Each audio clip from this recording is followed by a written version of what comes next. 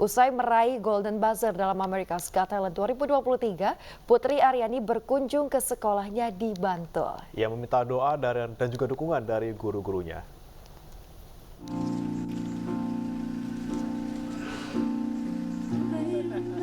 Inilah sosok Putri Aryani, warga Imogiri Bantul yang tengah viral setelah sukses meraih simpati juri dalam ajang pencarian bakat America's Got Talent. Meski memiliki keterbatasan penglihatan, ia tetap berhasil memikat juri Simon Cowell yang akhirnya mendapatkan tiket Golden Buzzer. Putri yang masih seorang siswi kelas 11 berkunjung ke sekolahnya di SMKN 2 Kasihan Bantul, Yogyakarta. Ia menemui guru-gurunya dan meminta doa agar sukses di ajang pencarian bakat di Amerika Serikat itu. Tak lupa, Putri juga menyumbangkan suara emasnya dalam kunjungannya ini.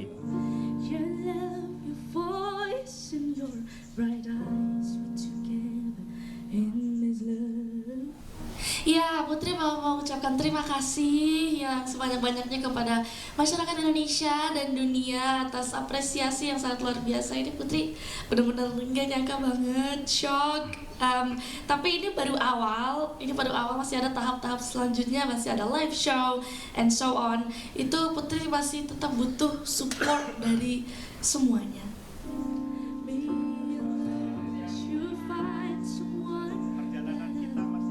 Pihak sekolah merasa bangga atas prestasi yang telah diraih oleh Putri Aryani.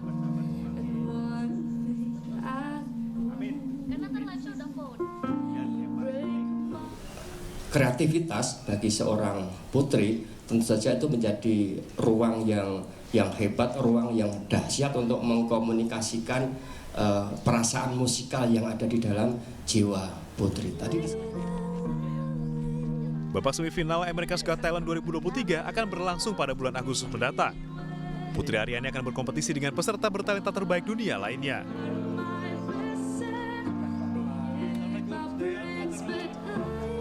Dari Bantul, Yogyakarta, Trisna Purwoko, iNews melaporkan.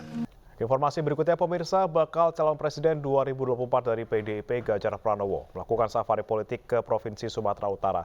Dalam lawatannya kali ini, Ganjar bertemu ulama karismatik Medan serta bertemu kalangan milenial untuk berdiskusi tentang hak kekayaan intelektual.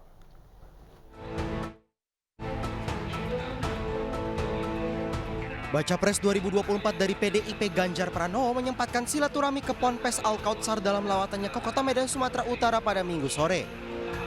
Ganjar dijamu ulama karismatik Medan Syekh Kiai Haji Ali Akbar Marbun atau Buya Ali Akbar selaku pengasuh pondok pesantren Al-Kautsar Al-Akbar. Sebagai simbol mempererat persaudaraan, Ganjar dipakaikan kain Raja Ulos Batak. Ganjar juga menengok proses pembangunan masjid dan diajak menanam pohon kurma di komplek pondok pesantren. Saya waktu itu janji kalau bisa kesowan beliau dan alhamdulillah bisa sowan. Ternyata surprise saja saya karena yang hadir tidak hanya para santri tapi juga tokoh agama, tokoh ada di sini. Bahkan saya dikasih ulos. Ulos apa tadi Bu ya? Itu ulos rajanya ulos katanya. Wah, itu luar biasa, merasa tersanjung, terhormat. Saya sampaikan terima kasih dan tentu saja itu pasti bagian dari simbol mempererat persaudaraan. Selanjutnya di Deli Serdang, Sumatera Utara, Ganjar kembali memberi perhatian terhadap pengembangan kreativitas dan inovasi generasi muda Indonesia. Saat hadir di acara Hangout bersama Gen Z, milenial dan influencer pada Minggu malam, Ganjar menekankan tentang pentingnya mendaftarkan hak kekayaan intelektual seperti hak cipta, paten, dan merek dagang. Dengan mendaftarkan hak kekayaan intelektual, para generasi muda akan memiliki keuntungan yang lebih besar dalam mengembangkan dan memonetisasi serta melindungi karya-karya original mereka. Ketua DPP PDIP Puan Maharani akan segera bertemu dengan Ketua Umum Partai Demokrat Agus Harimurti Yudhoyono guna membahas peluang koalisi jelang pemilu 2024. Sementara terkait siapa bakal calon wakil presiden yang akan mendampingi Ganjar, Puan juga menyebut nama Ketua Umum PKB Muhaimin Iskandar.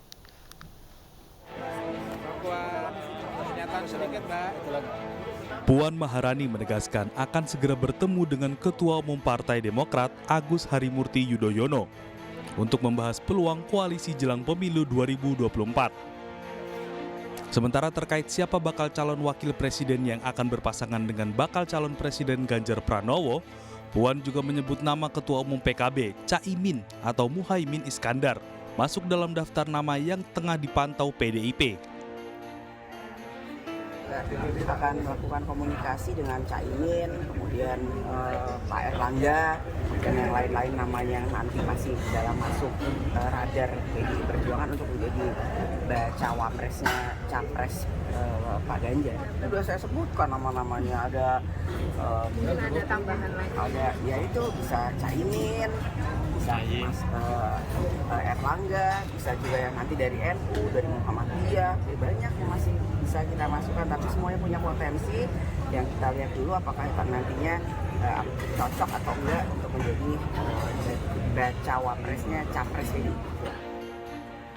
Sebelumnya, Puan telah menyebut beberapa nama lain, diantaranya Mahfud MD, Erick Thohir, Ridwan Kamil, Sandiaga Uno, Erlangga Hartanto, hingga Agus Harimurti Yudhoyono. Dari Yogyakarta, Heru Trijoko, iNews melaporkan. Presiden RI ke-6 Susilo Bambang Yudhoyono buka suara terkait rencana pertemuan Partai Demokrat dengan PDI Perjuangan. SBY menyebut putra sulungnya juga Ketua Umum Partai Demokrat Agus Harimurti Yudhoyono dalam waktu dekat akan bertemu dengan Puan Maharani.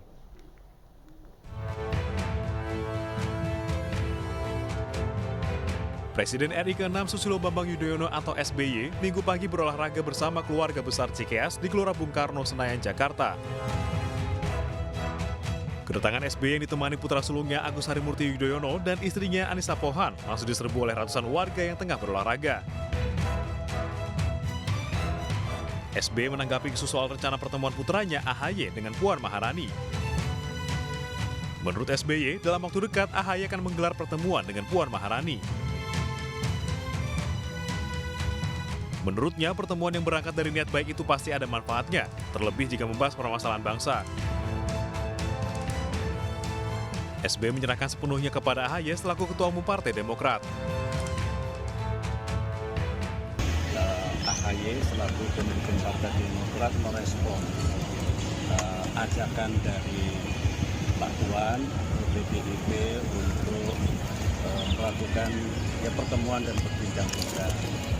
Partai Demokrat selalu berpendapat pertemuan yang berangkat dari niat baik, tujuan yang baik, membahas masalah-masalah bangsa tentu ada gunanya. Isu rencana pertemuan AHY dengan Puan Maharani menjadi sorotan usai Ketua DPP PDI Perjuangan Puan Maharani menyebut jika AHY masuk dalam radar cawapres Ganjar Pranowo. Dari Jakarta, Rani Sanjaya, iNews melaporkan. Pemirsa, Partai Persatuan Pembangunan bersama Komnas HAM mendeklarasikan pemilu Raba Hak Asasi Manusia di kantor Komnas HAM Menteng, Jakarta Pusat pada Minggu siang. Adapun isi dari deklarasi pemilu Raba HAM adalah menjamin pemenuhan hak pilih dan juga hak pemilu akses yang inklusif terhadap kelompok marginal rentan. Kemudian mewujudkan pemilu dan pilkada serentak 2024 yang bebas diskriminasi, kekerasan dan juga adil. Serta mewujudkan pemilu dan pilkada serentak 2024 yang bebas hoaks, fitnah dan ujaran kebencian. PLT Ketua Umum Partai Persatuan Pembangunan Muhammad Mardiono mengatakan, lewat deklarasi ini menunjukkan bahwa demokrasi Indonesia semakin tumbuh, berkembang dan juga merakyat. Karena memang hak asasi manusia ini adalah merupakan bagian dari keadilan. Tetapi hak asasi manusia ini juga harus dimaknai bahwa kebebasan itu adalah bukan seseorang untuk bebas berbuat apa saja. Tetapi hak asasi manusia ini adalah perasaan. Bahwa manusia satu dengan yang lain, kita saling memiliki, mengedepankan perasaan. Kita tuh punya rasa, ya. Informasi lainnya pemirsa, 3 pedagang kecil di Jakarta kembali mendapat bantuan gerobak dan modal usaha dari Partai Perindo. Bantuan ini untuk meningkatkan perekonomian dan juga kesejahteraan pelaku UMKM. Lorin Binalai dan Pujiati serta Neneng, 3 pedagang kecil di Jakarta berbahagia mendapat bantuan gerobak dan modal usaha dari Partai Perindo. Bantuan yang diserahkan di DPP Partai Perindo Jakarta Pusat ini merupakan komitmen keberpihakannya pada rakyat kecil khususnya pedagang dan pelaku UMKM. Sangat berterima kasih, senang karena terus terang saya punya gerobak lama. Pas dapat gerobak baru lagi lebih semangat gitu saya berjualannya. Alhamdulillah, terima kasih banyak. Rakyat kecil saya dikasih gerobak sate, mudah-mudahan bermanfaat buat saya. Setahu saya Partai Perindo peduli dengan rakyat kecil, membantu sekali. Harapan saya Partai Perindo selalu sukses. Program bantuan gerobak untuk para pedagang kecil dan pelaku UMKM ini untuk membantu meningkatkan perekonomian pedagang. Buat meningkatkan perekonomian mereka sesuai dengan visi dari Partai Perindo, membantu rakyat kecil untuk Indonesia sejahtera. Saya membagikan gerobak untuk warga Kebayoran Lama. Kami harap dengan gerobak ini bisa penghasilan mereka meningkat dari penghasilan mereka sebelum-sebelumnya. Gerobak dari Partai Perindo telah dilengkapi dengan kris untuk memudahkan transaksi dalam mendorong pedagang kecil naik kelas. Dari Jakarta, Enggar Bagus, iNews melaporkan. Pemerintah berencana menaikkan harga pokok penjualan atau HPP gula petani dan juga harga acuan penjualan atau HAP gula di tingkat konsumen. Hal tersebut menjadi sorotan dari berbagai kalangan masyarakat. Badan Pangan Nasional atau Bapanas mengungkapkan harga gula di tingkat konsumen akan naik menjadi Rp14.500 per kilogram untuk Pulau Jawa dan juga Rp15.500 untuk wilayah Indonesia Timur. Kenaikan harga acuan penjualan atau HAP di tingkat konsumen terjadi lantaran pemerintah akan menaikkan harga pokok penjualan HPP gula petani yang dari sebelumnya Rp11.500 per kilogram menjadi Rp12.500 per kilogram. Kenaikan harga ini disebabkan semakin mahalnya harga gula di pasar internasional dan juga adanya penurunan ekspor dari negara produsen. Rencana kenaikan tersebut sangat disayangkan. Ketua Partai Perindo Bidang Sosial, Yeri Tawalujan. Yeri menegaskan pemerintah sebaiknya mengkaji ulang dan juga menunda kenaikan harga gula karena bisa memberatkan masyarakat.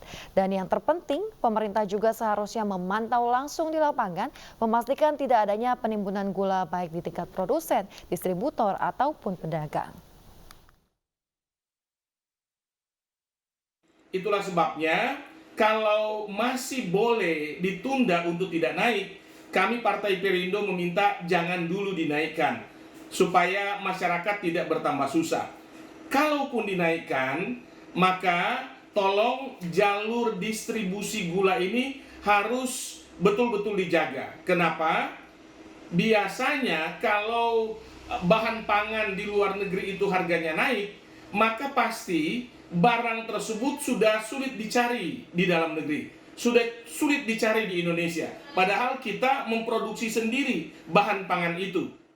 Gas LPG bersubsidi 3 kg di Kota Denpasar langka sejak pekan lalu. Kelangkaan gas LPG ini juga terjadi di Mandailing, Natal, Sumatera Utara akibat permintaan yang tinggi, sementara pasokan terbatas.